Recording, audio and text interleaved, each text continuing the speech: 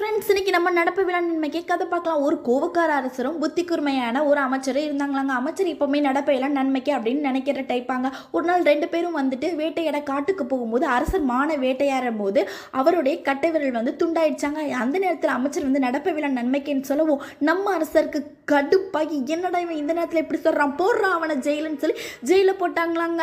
அதுக்கப்புறம் அடுத்த நாள் நம்மளுடைய அரசர் மட்டும் தனியாக காட்டுக்கு வேட்டையாட போகும்போது அங்கே காட்டுவாசிகளால் சிறைபிடிக்கப்பட்டு அவர் சாப்பிட்றதுக்கு எல்லாரும் ஒன்று கூட்டிட்டாங்களா. அந்த நேரத்தில் இவர்களோட கையில் கட்டை விரல் இல்லாத பார்த்து ஊனமானவங்க நாங்கள் சாப்பிட மாட்டோன்னு விட்டுட்டாங்களாம். அப்போ தான் அரசர் அமைச்சர் சொன்னோடைய அர்த்தத்தை உணர்ந்துக்கிட்டாராங்க.